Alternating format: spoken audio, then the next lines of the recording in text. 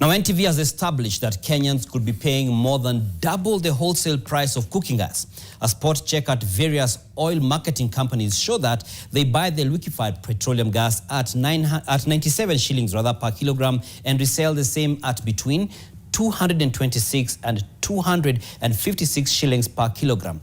And as NTV's Brian George explains, the prices have been inflated, consequently affecting the retail price. Oil marketing companies have been put on the spot for high rates of cooking gas in the market.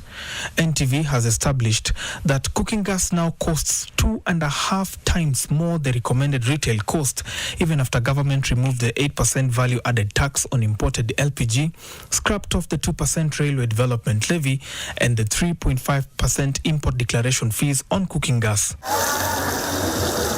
Oil marketing companies purchase a 13-kilogram LPG cylinder at 1,261 shillings and sell to you, the consumer, at 3,160 shillings or more, as NTV found out. A quick look at refilling and new purchases prices of a cylinder of 13 kg shows that Total Energy refills the 13 kg at 3,330. Rubis, Afrigas and Shell will charge you 30 shillings less to refill the 13 kg cylinder gas, and Progas takes 3,150 and Hashigas 2,950. These rates compared to other countries shows a Kenyan is paying 3 times higher for cooking gas than a Tanzanian.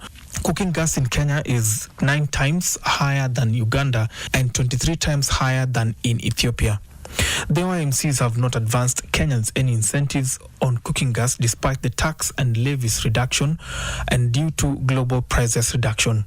As of May 2025, the Energy and Petroleum Regulatory Authority (EPRA) in Kenya does not regulate liquefied petroleum gas prices or set specific margin caps for LPG dealers, distributors and retailers.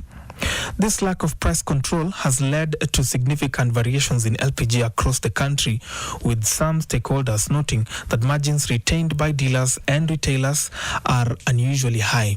However, EPRA is considering the implementation of LPG price regulations.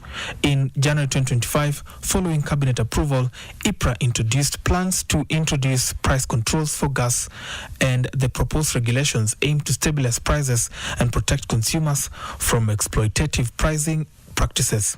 Brian George, Otieno, NTV, Nairobi.